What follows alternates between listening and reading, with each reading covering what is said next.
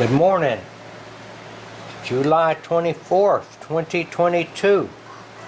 This is our okra take for this morning. Debbie and I picked this, and we left a lot that were this size, and they'll be this size by tomorrow, and they'll be this size the day after that. I don't know if these guys here are this one's still good right here. You can tell by the sound when you cut it. Just listen to this. There's no raspy sound. Well, a little bit, but this is perfectly good okra here.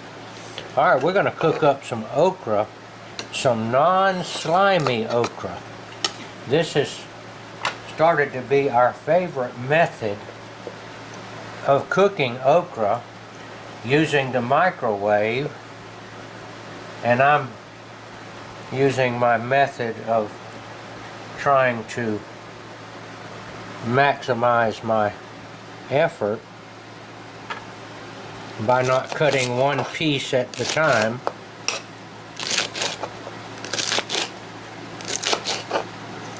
Now, I don't know if you can see my hand, but I'm going to put it up there. Okay, last video I made, that right there was in there, and I didn't bother to explain it. I got cuts and nicks all over my hands. That's what happens when you work around a farm. And also, when you get old, I'm 71, your skin is much thinner and you get hurt more. But it's nothing, so I don't have the monkeypox or anything like that, so don't worry about it. Okay. Yesterday I went over to a friend's house, and he was having a yard sale, and he had a roll of unused barbed wire that he was selling, and I bought it, and I was putting it in the truck, and it kind of got joggled around and messed around and nipped my finger with the barb and stuck me 4 or 5 places, and it's fine today, but I should have been more careful. I have started wearing gloves more. I used to make fun of people that wore gloves, but I know better now. Gloves make you much stronger and more able to get the work done. Now, I'm already feeling the slimy. See, this is as slick as it can be right here. That's a slick stuff. Now, the way we're cooking it now does away with the main complaint that many people have about okra, and that is that it's slimy. I've eaten slimy okra my whole life, and the old southern way of cooking it with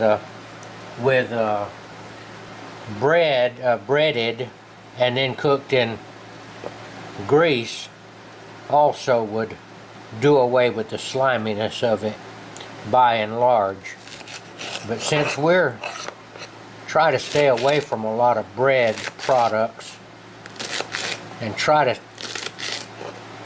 stay towards more the keto type diet, not 100%, but the keto diet minimizes carbohydrates and maximizes fats and proteins.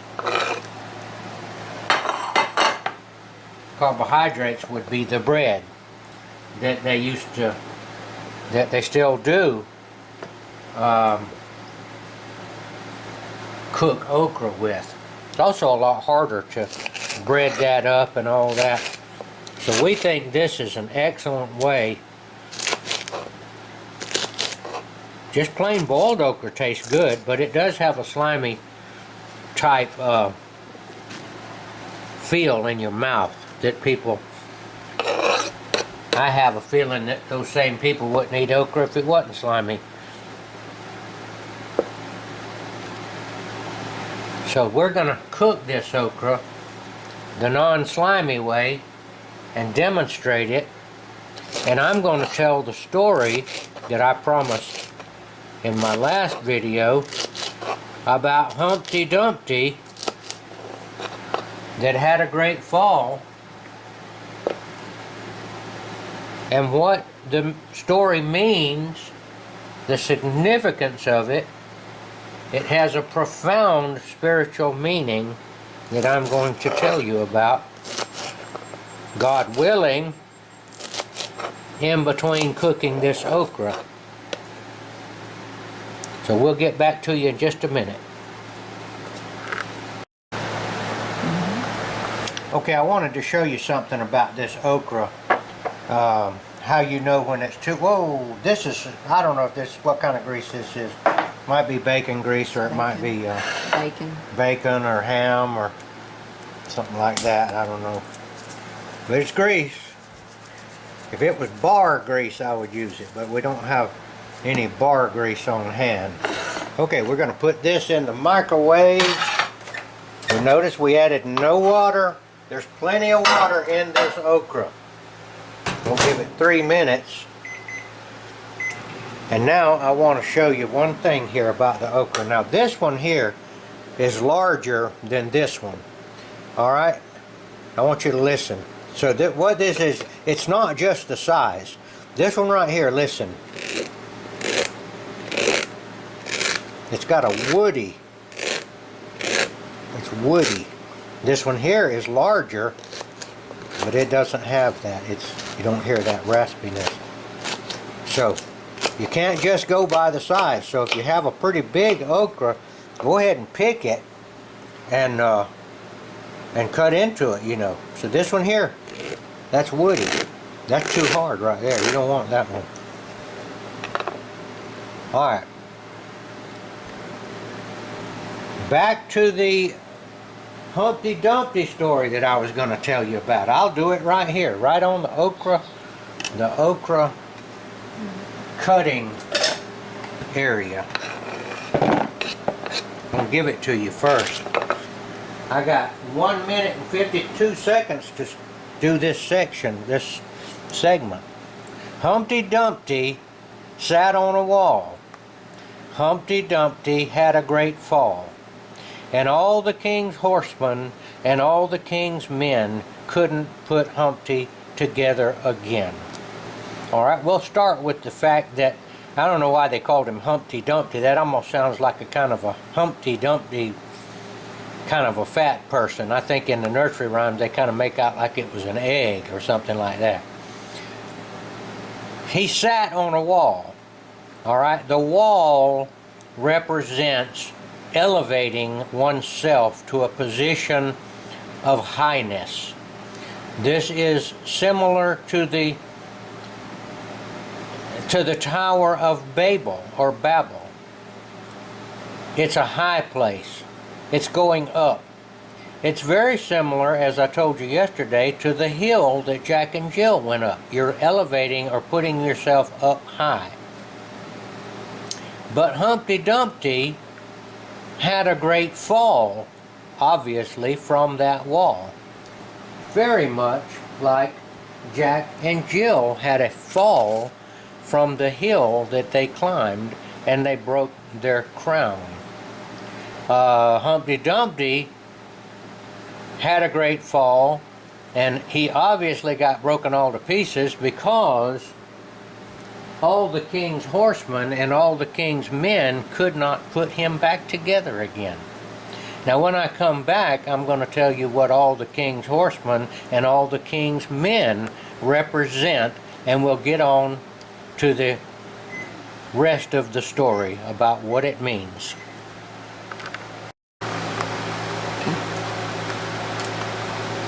Alright, I'm just stirring this up a little bit, and it's had 3 minutes. Now I'm going to give it another 3 minutes.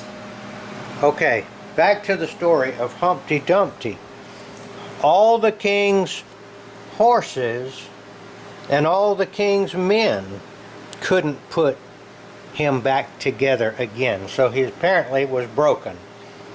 Very similar to a broken crown that Jack and Jill. The horses and the men represent the government. They represent the powers.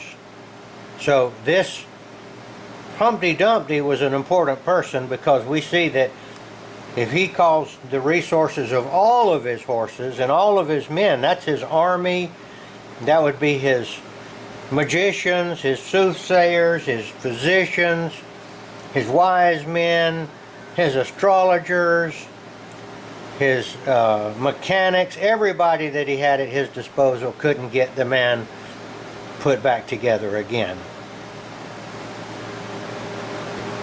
What does that mean? The great fall.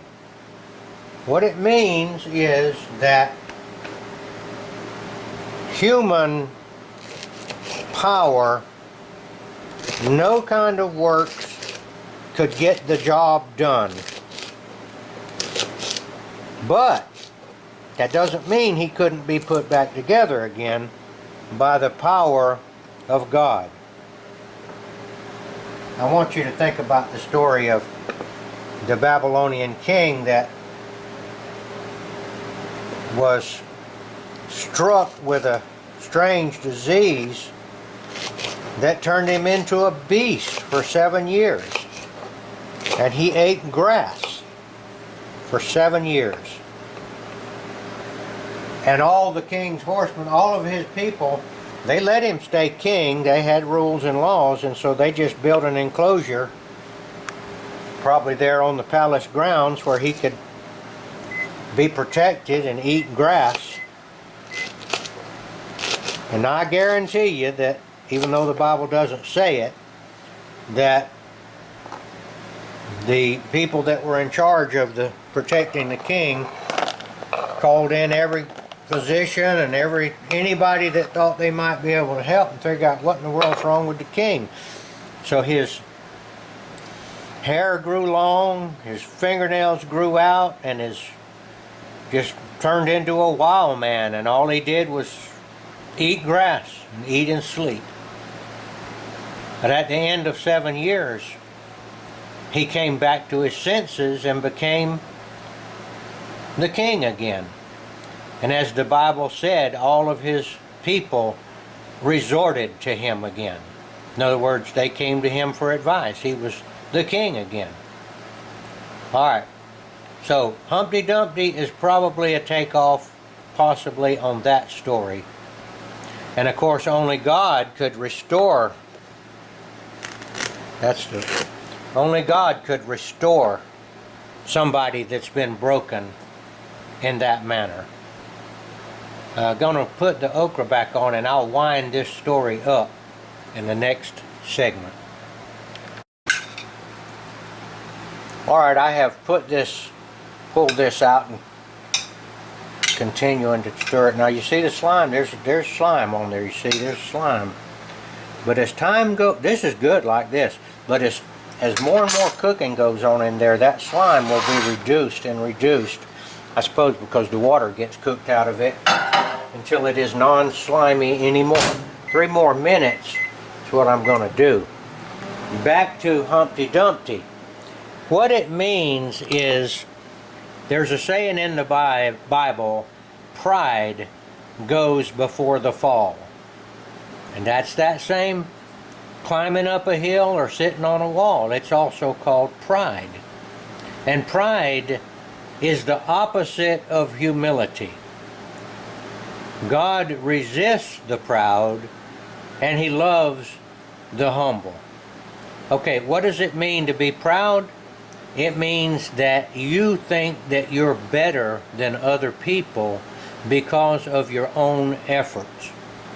That Humpty Dumpty on that wall was thinking, hey, I'm somebody, I'm special because I'm sitting on this high wall and I have control of all these horses and men.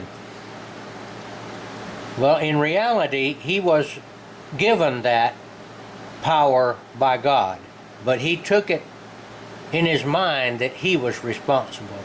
He could just as well have been born the poorest man in the kingdom, but he did not take that into account. He was proud. Therefore, he fell and was broken to pieces. And the only one that can put you up again, pick you up and put you back together again, is God. And that's through the blood of Yeshua the Messiah, also known as Jesus Christ.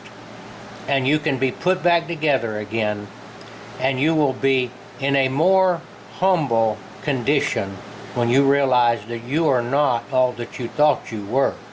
In other words, God humiliated Humpty Dumpty by knocking him off that wall and breaking him to pieces and turning him into an animal for 7 years. He humiliated Jack and Jill because they were climbing up the hill to fetch a pail of living water, which represents being saved. And they were humiliated and they broke their crowns tumbling down the hill. So we normally think of humiliation as being a bad thing, but actually humiliation is a good thing because it tells us who we really are in relationship to God.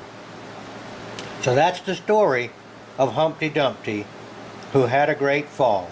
And that is also our story, because each one of us, if needs to have a great fall from being self-righteous, is another word I haven't used, self-righteous. We think we're righteous by our own efforts. But everything that we have is a gift of God. If we're a great athlete, it's not because we practiced running. We were fast whenever we were kids. There wasn't anything we could do about it. If you're very smart in one area, it's because God gave you the brain for that. You didn't make yourself smart. So that's the story.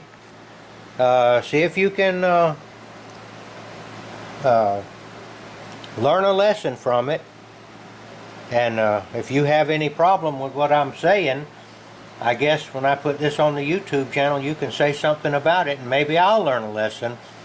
Maybe I need to fall. Okay, we're out.